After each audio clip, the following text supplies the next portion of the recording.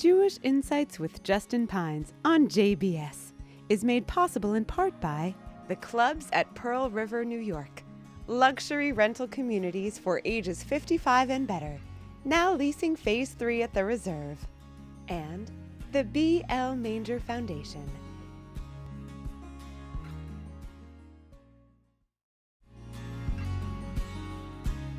This episode of Jewish Insights with Justin Pines is brought to you in part by the Rothenberg Family Foundation, a family-run foundation committed to unity and the timeless value of V'ahavta l'reacha kamocha, and dedicated to supporting passionate leaders and organizations who strengthen Am Yisrael, Torat Yisrael, and Eretz Yisrael.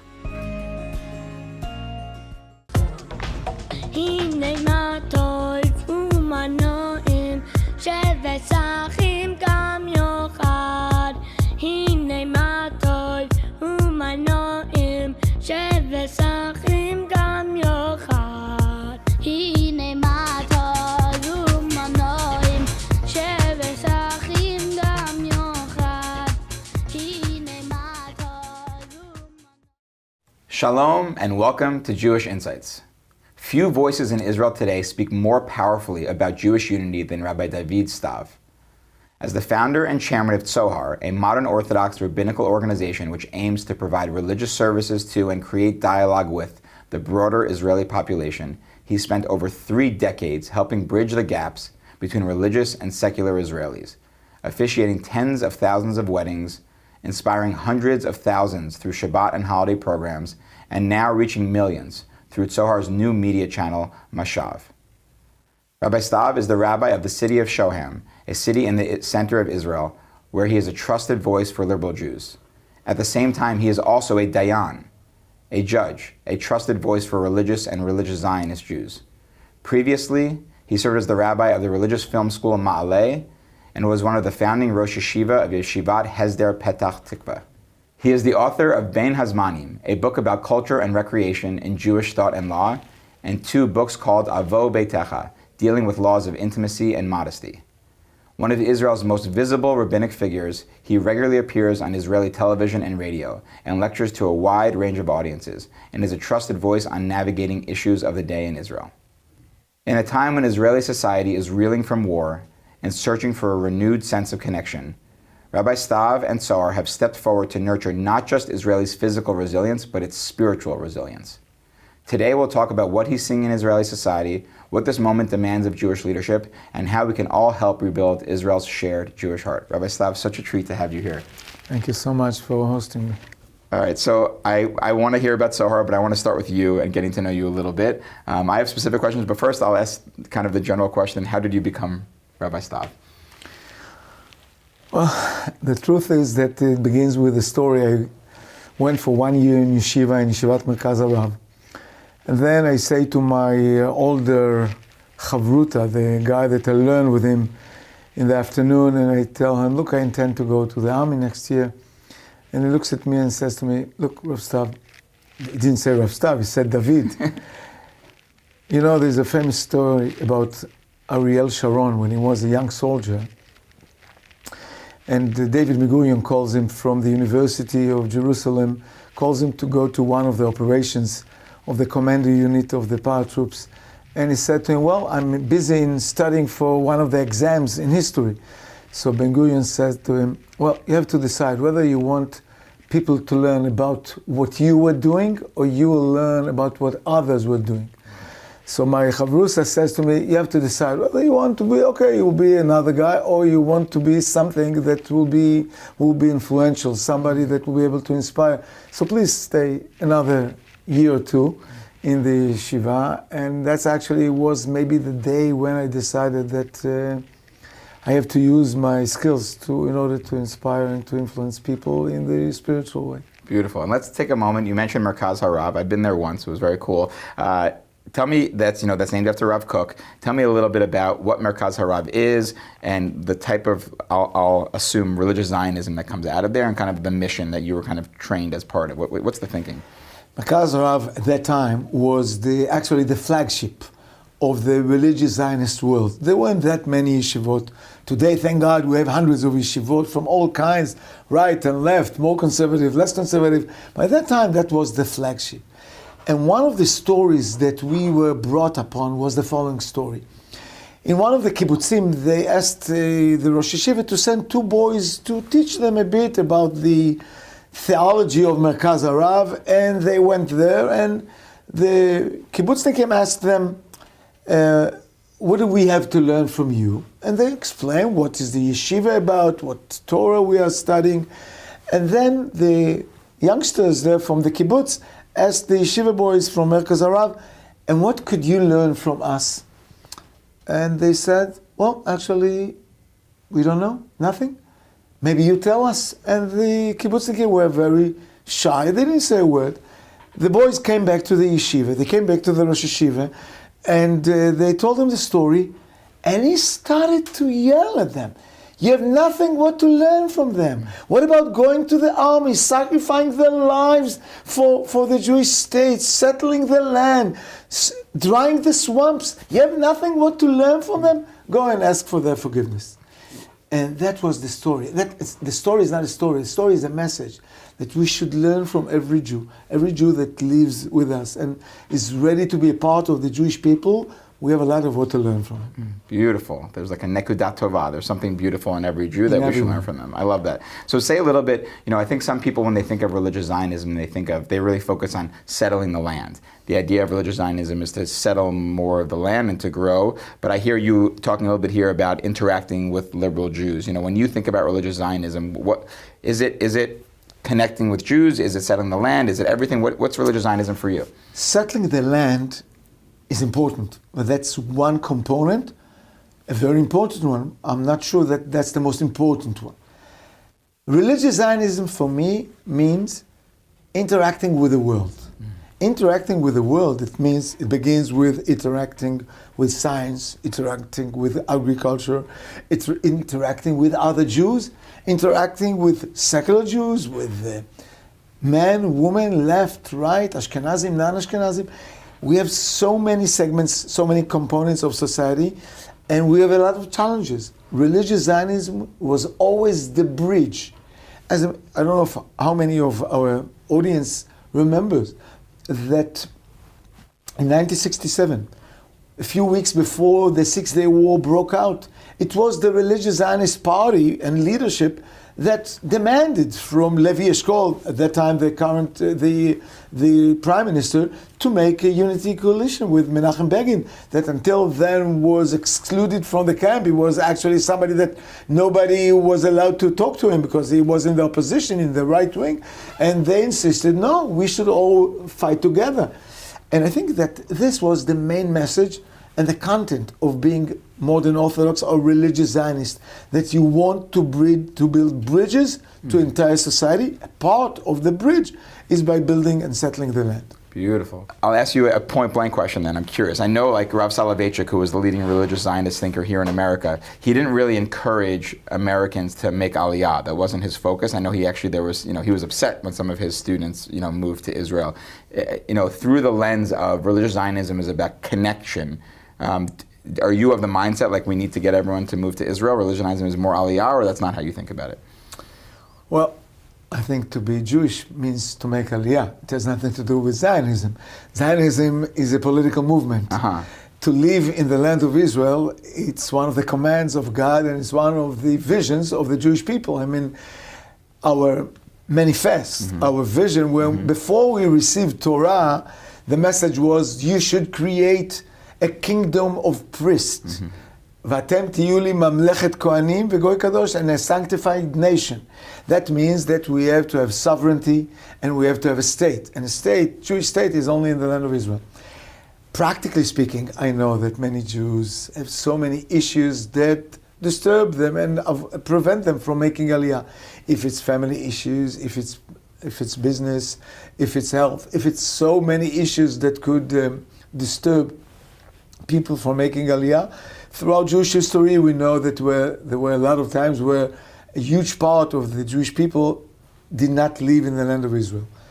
Yet, when we see all the signs that are reaching out to us recently, if it's in the elections in New York, if it's the raising of anti-Semitism all over America and all over the world, we understand that that's one of the signs that God gives us. It's time to reconsider and to strengthen our connection to our state, and maybe to consider to make Aliyah. Oh, beautiful. Okay. All right.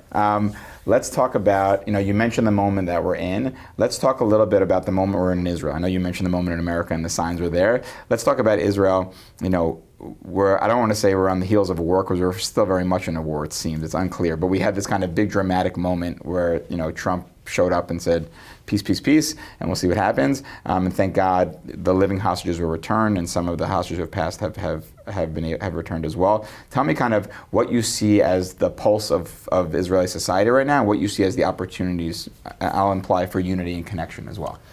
Well, we all have to remember what happened before October 7th. Mm-hmm. For October 7th, there was October 6th. Mm-hmm. And October 6th, we were that close to a civil war. Whoever remembers what happened in Yom Kippur 2 weeks before Simchat Torah, before October 7th.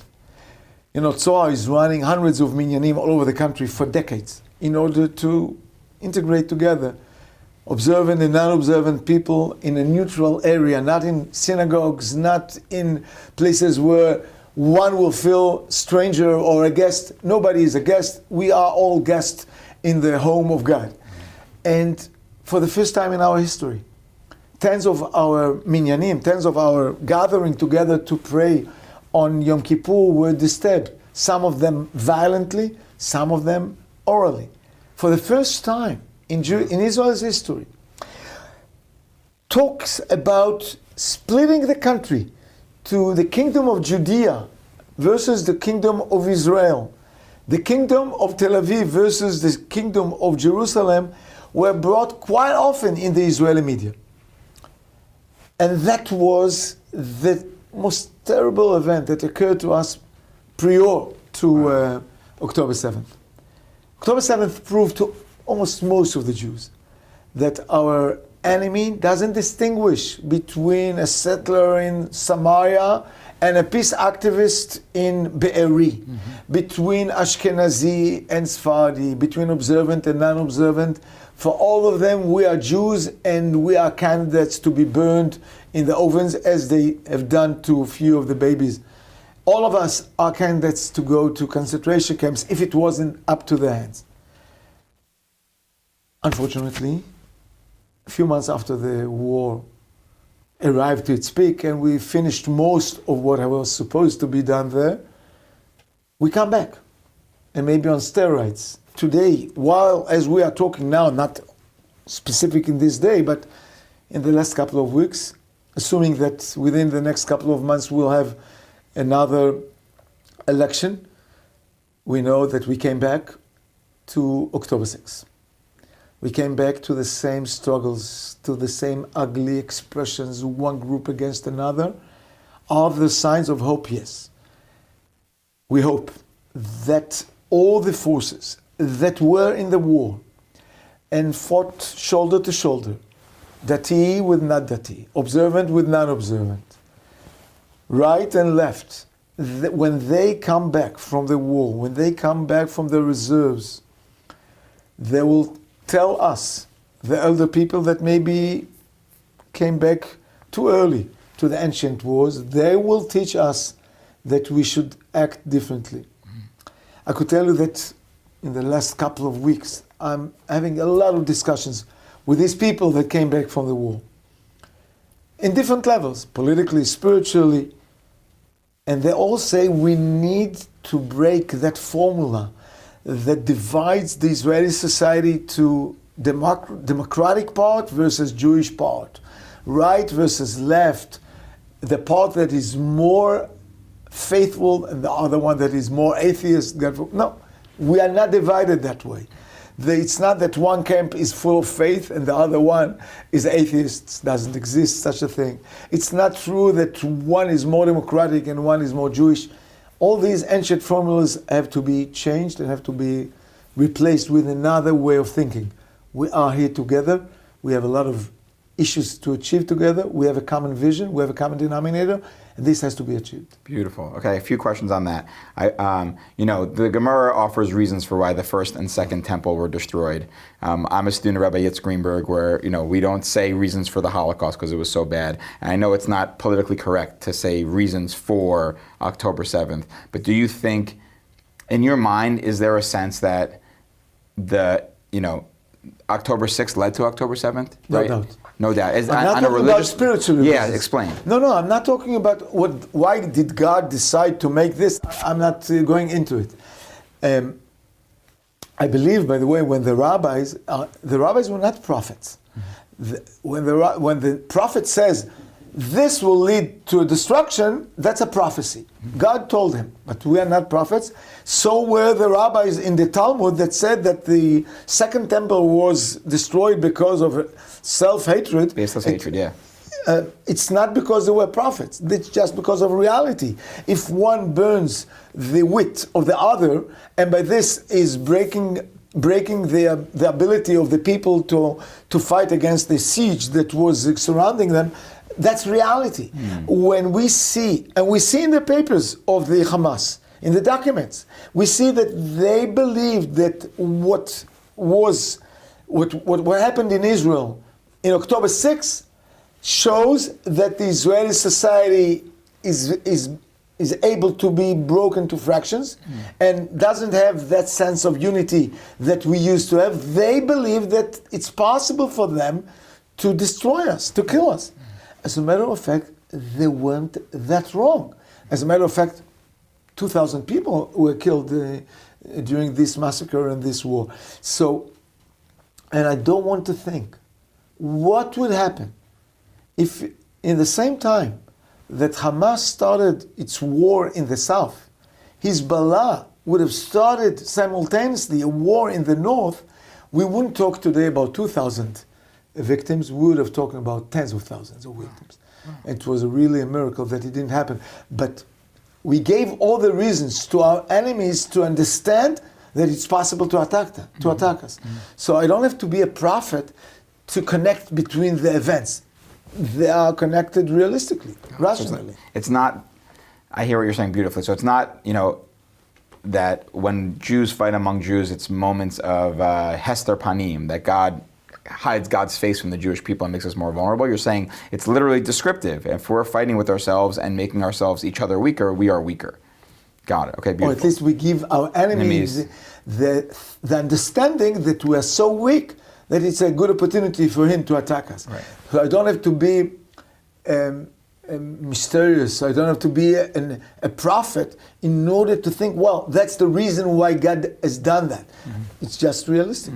Beautiful. All right, so let's talk a little bit. We're talking about unity. We're talking about building bridges. I know that's a core part of what Tzohar does. Tell me a little bit about what Tzohar does historically, and then also take me into what Tzohar's role is now, given this moment. I would like to share with you a story. Great. Tzohar is performing tens of thousands of weddings throughout the years. Every year we do more than 5,000 weddings. I just pause so people understand that. The significance of that is that for a typical, I guess, religious or non-religious Jew, they have to do a wedding in Israel through a government approved. I'll start from the beginning. Please. I'll give the background. Yeah. Unlike America, that there is civil marriage with the religious marriage in Israel, the law does not enable a secular or a religious couple to get married if not through the rabbinate. There is no civil marriage in Israel. If somebody wants to get married civilly, he has to fly to Cyprus, to Prague, to New York, and to many other places. For most secular Israelis, the experience in the rabbinate is not welcoming enough. I'm not judging if they are right or wrong, but that's the case. Right. For that, in order to solve this, Tzohar, right a few months after the assassination of Prime Minister Yitzhak Rabin, we gathered a group of rabbis asking ourselves, how could we contribute a bit to ease the tension between observant and non-observant? And we said, let's start with the weddings. And we didn't realize how deep was this issue for the Israeli society, because many of them felt annoyed and oppressed. And I will explain later why they felt this way. But I want to share with you the anecdote about that story. You didn't ask me, I'm volunteering to tell you that I have 9 children. Wow. All of them served in the army. I have now few of them. One is a colonel, one is a younger. He just finished his training in Duvdevan, the elite unit. My eldest one, that time it was a commander in the paratroops, and he calls me one day and he says, well, Dad, I want to, the intelligence officer of the paratroops unit asked me to ask you to officiate his wedding on behalf of Tzohar. He heard about you and he wants you to perform his wedding. So I said to him, no problem, please send him to me. But then he says to me, but Abba, Daddy, please, in Hebrew it sounds better, but You could say it in Hebrew and then translate. I will say it in Hebrew and then translate it literally. He says to me, Al tachpor lo, meaning don't dig, don't talk to him too much, don't try to make him observant, just make it as short as possible, your conversation with him. And you know, as we all know, it's written in the 5th commandment that we should respect and obey to our children.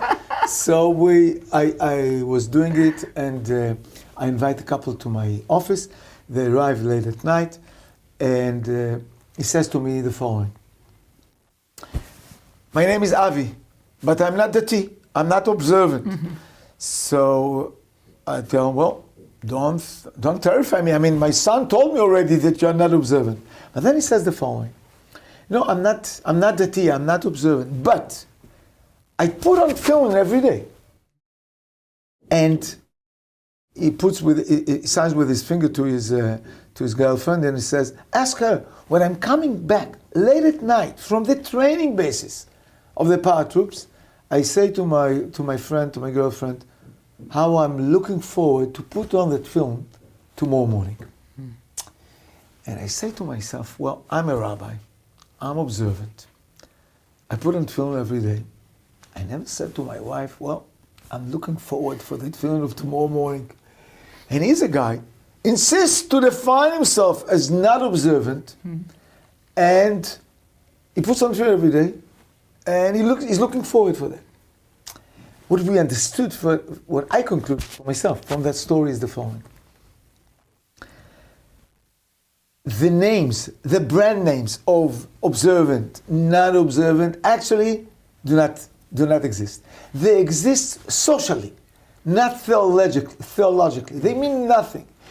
Today we see that on steroids. We can see non-observant people wearing tzitzit. You can see observant people that do not wear tzitzit. You can see people from all types. People are thirsty to be engaged to God, to be engaged to Jewish heritage, and they express it in different ways. And Tzohar was maybe one of the first ones to discover this 30 years ago.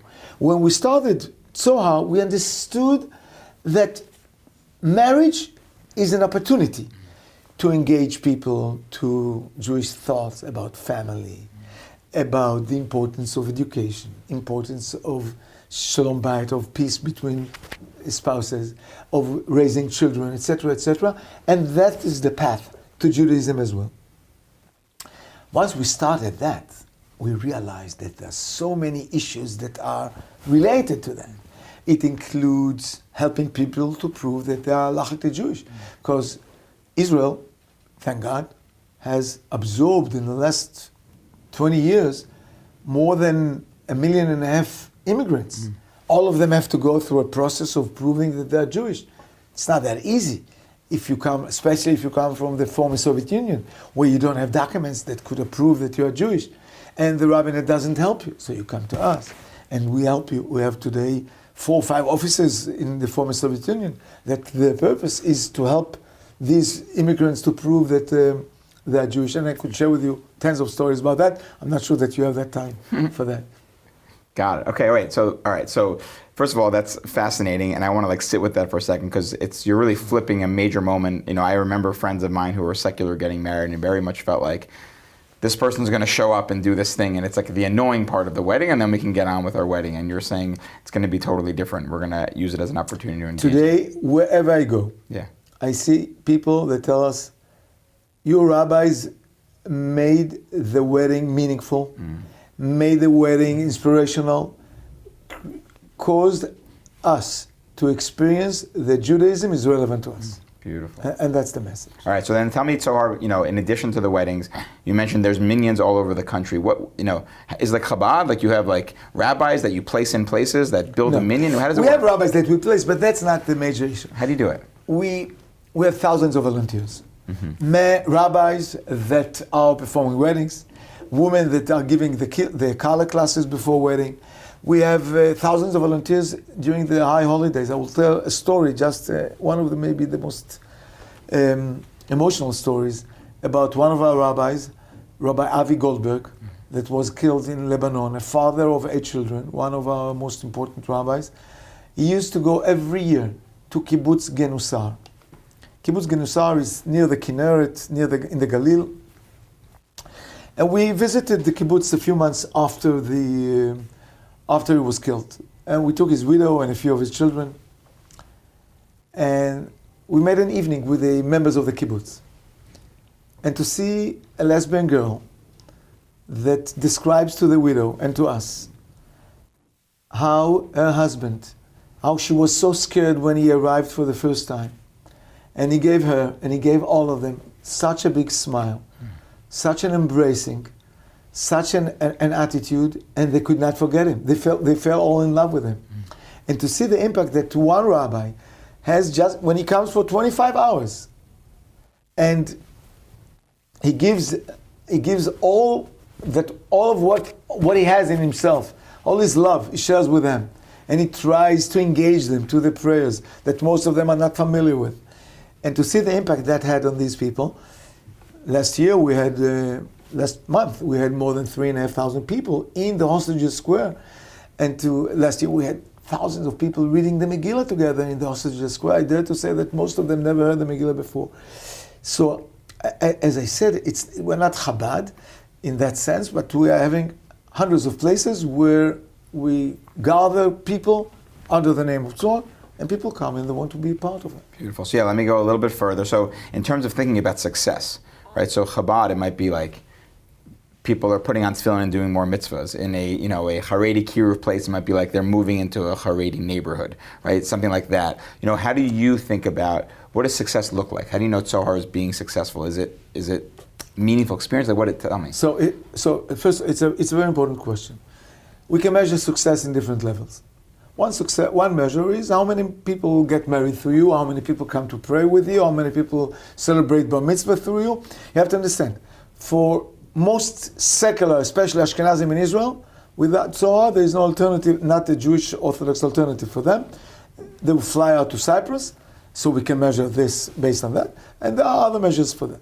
But I think that the biggest measure for us is if the people feel more connected to Judaism through us. Our goal is not to make people frum. It's not our agenda. We don't have a hidden agenda or a non-hidden agenda. Our agenda is to make people more Jewish. What does it mean to be more Jewish?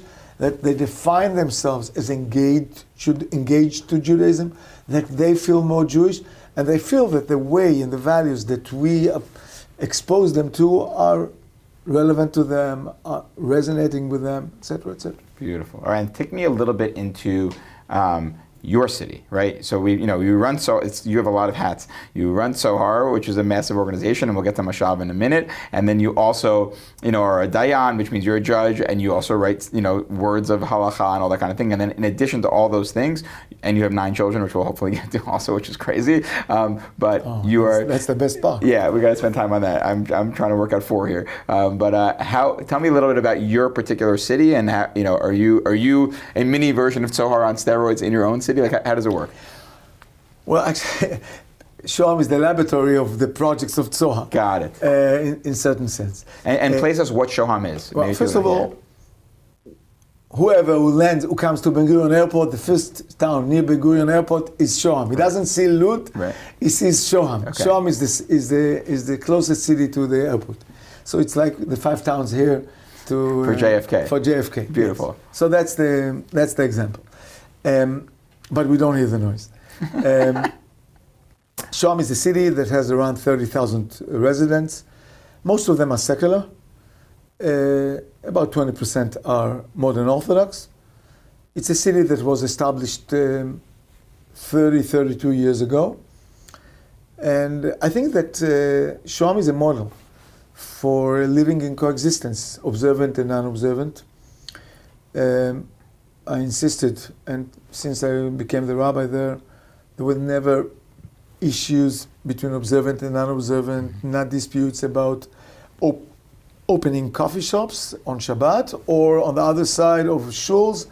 It's a town that I think many of the people love to live in that town because of the feeling that there is no coercion in that city from no side. I'm privileged and I'm quite proud to say that maybe I'm the only rabbi in Israel, the city rabbi, that is escorting every year the secular high school in its journey to Poland to expose them to the past of Poland, to the history of Poland before the Holocaust, and to share with them thoughts and ideas of Holocaust and Judaism. I would say the only rabbi because in most of the high schools they're afraid to invite rabbis to these kind of journeys. And sometimes maybe the rabbis are afraid to go to this kind of journeys. Shoam is a beautiful place, and I'm very proud to live there. Beautiful. All right, I got to check it out. Tell me a little about, I know, kind of MASHAV. You've kind of gone beyond the rituals, and now you're going online, let's say. Tell me about MASHAV, what you're doing, and what the MASHAV is great. This week we had an issue in MASHAV. MASHAV is an internet TV channel. Actually, during the judicial reform, we realized that Tzohar achieved already, I would say, most of its goals as far as services are concerned. We have done whatever. Today, every Israeli knows that if he needs to have, God forbid, a funeral or a brit, a marriage, or other services that he needs, he could turn to us. So in that sense, we achieved we accomplished what we wanted. But we wanted to go to the next stage. And the next stage is actually to expose the Israeli society to the Jewish contents that unfortunately most secular Israelis were never exposed to. Because in the elementary school, then in the high schools, because of the coercion, because of politics, because of the draft bill, because of so many reasons or excuses, whatever there are reasons or excuses, most Israelis are not exposed to the Jewish heritage. I would say that in an American daily school, doesn't matter to which denomination it belongs, the students are 10 times aware and acknowledge about Jewish heritage than the average Israeli. I think there is no Israeli that is aware of Siddur, of the book from the prayers book, versus a regular American Jewish boy, wherever he grows, that he knows what Siddur is, etc., etc. And I think it's a shanda. It's not good for us. And but I know where it comes from. It comes from the fear. There is a new word in Hebrew, which in English is translated to the word religization. Secular people are terrified that the observant people want to religize their kids. And therefore they say, well, I don't want to hear nothing from Judaism. And the schools, the teachers, the principals are afraid to bring Jewish contents because every Jewish content might be perceived as religious, as an attempt to religize the kids. And therefore there is a lot of fear from that. We understood that we have to talk directly to the kids or directly to the adults and to provide them with Jewish contents, and that's the idea of MASHAV. MASHAV speaks to secular as it speaks to traditional, and thank God we have millions of entrances almost to every program, and thank God we feel. Give me an example of a type of content or program you find in MASHAV. I'll give you a few. We have a series, kind of a satiric series, about the mistakes a secular bar mitzvah makes when it comes to shul. Okay. So we hired one of the best actors in Israel, very famous one, and we compared the going to the shul and coming and getting an aliyah to read the Torah. We compared it to a kind of the finals in a soccer game, and he wears a kippah that has the soccer ball, football, whatever it has, and we made fun from this process, and this guy is making all mistakes possible, so we make fun of ourselves, and that's one example. we have a serious series about where was God in October 7th. So we took widows, we took soldiers, we took families of hostages, and we interviewed them for 45 minutes, a very serious and heavy program. Each one of them had more than 250,000 people that watched for 45 minutes, which is wow in Israeli measures, etc., etc. This week I gave a short anecdote or a short idea. We had a panel. We have every week a panel with a few figures that talk about issues that are in the news. This week we discussed the things that were learned or we accomplished since the murder of Yitzhak Rabin. And one of the issues that I raised was that we have problems in our education to deal with the murder of Yitzhak Rabin. And some of us are hesitating to talk about this because maybe we are afraid that we'll be blamed for responsibility for that murder. Maybe we are afraid that it will be utilized for political purposes against the right wing. And so I discussed it, and it made a lot of noise in the Israeli society. The message that I brought there, that I believe that we are mature enough to confront this issue and to know to distinguish between complexities. I don't have to feel responsible for the murder in order to criticize the murder.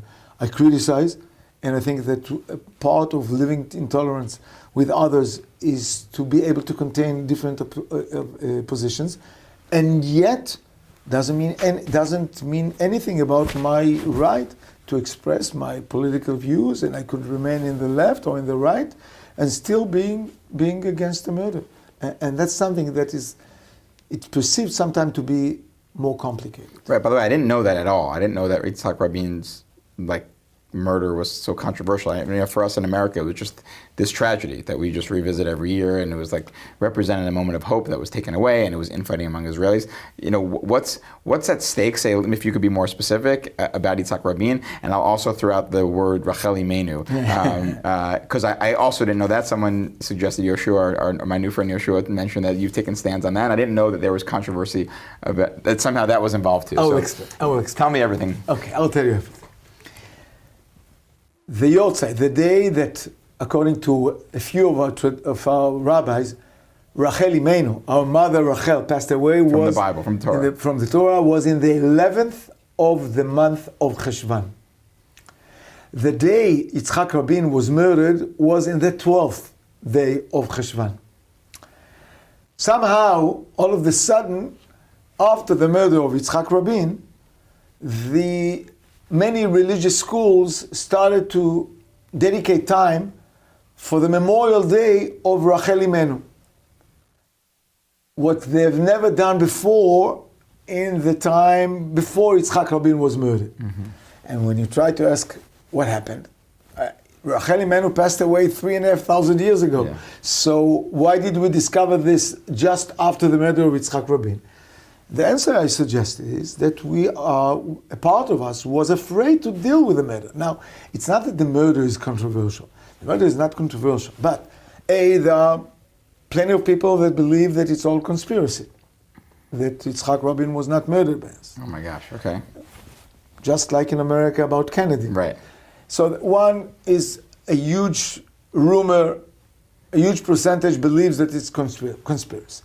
Secondly, they are afraid, and it's true that there is a reason to be afraid, that those who mention the murder usually belong to a certain part of the Israeli politics. And they are afraid that once we will commemorate Yitzhak Rabin, that will mean that we admit that the left is right and we belong to the right. So that's the second reason why we should not commemorate with Yitzhak Rabin. And there are other issues. I must admit that all the memorial events for Yitzhak Rabin were used by the left not only to criticize the murder, but to praise the Oslo agreements, which are not connected.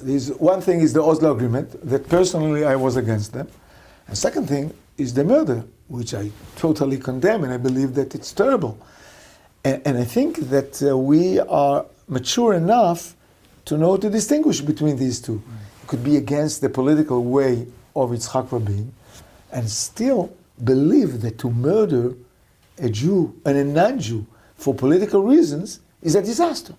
And I would call it more than a disaster. It's violating the name, it's disgracing the name of God.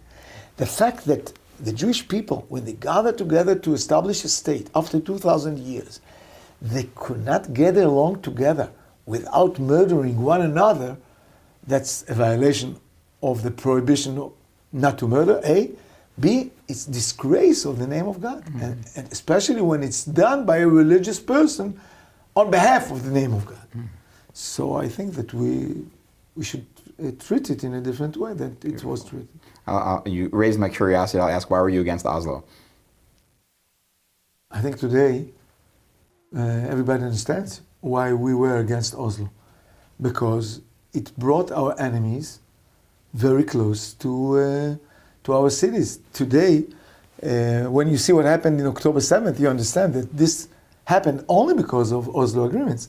Because if somebody brings all these terrorists and he provides them with guns and he provides them with all the ammunition that they received, October 7th is just a question of time. Assuming that we were doing what was supposed to be agreed upon in Oslo, that we'll have a state in the area of Judea and Samaria, these missiles that hit Tel Aviv would be a daily event hitting the Ben Gurion airport. The distance between the border of Judea and Samaria and the Jewish villages right across are distance of less than 500 meters. The terrorist attacks, the massacres that occurred in October 7th would occur quite often. And as a matter of fact, in all surveys that were done in Judea and Samaria after October 7th, till now, more than 80% of the population is supporting the massacre. That means that today, 90% of the Israeli society understands that it was a mistake. So there were 50% that understood that then. And now 90% of the Israeli society understand that. Got it. And I don't know if there's a simple answer, but in your mind, what does the ideal state of Israel look like, and how do Arabs fit in? Like, what I want to be very honest. I don't know. I'm not a politician. If I wanted to be a politician, I would run to a different path in my life. I have no solution. The truth is that I have no solution. But I heard once from a politician the following statement, and I fell in love in that statement. The fact that I have a headache doesn't mean that I have to cut my head off. So it's a headache. It's a problem. I don't have a solution. I don't want to establish an apartheid state. I don't know. I want. So that's why I have a problem with sovereignty that doesn't give human rights and equal rights to the Palestinians. I understand that, and that's why I'm against that.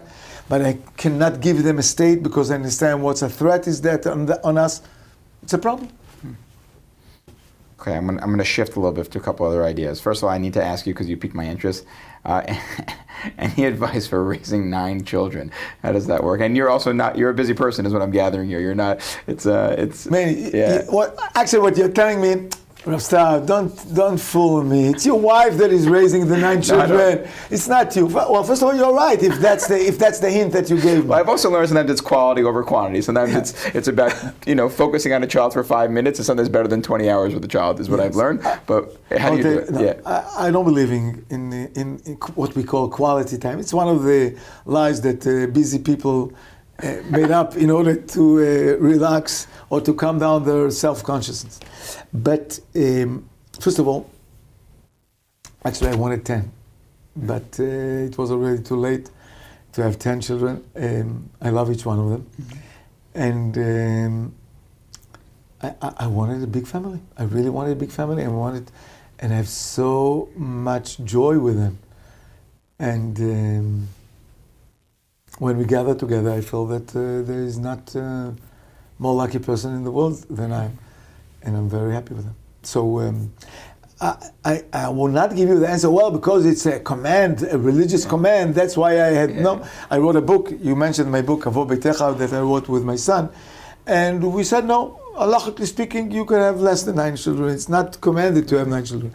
But I love I love my family, and that's the really I want a big family. And then, practically speaking, how does one raise 9 children? What's your advice? There are people struggling to raise 2, 3, or 4. I got 4, and it feels like a handful. How do you raise 9 children? Any advice? I don't. I never felt it's a problem. I mean, I think the secret is loving kids, and actually it begins with loving human beings, and loving kids, and I think in a certain time they start to get responsibility one on another, and sometimes I feel that to have 9 children is maybe easier than having 2 children. When I have 2 or 3 children coming home for Shabbat, today none of them is at home. The youngest one is, although he's single, but he's already in the army, so he comes once in a while. When Shabbat is only with 2 or 3 children, the children ask, "Where are the rest? We feel alone. We feel it's a bit boring. We need more company. We need more noise."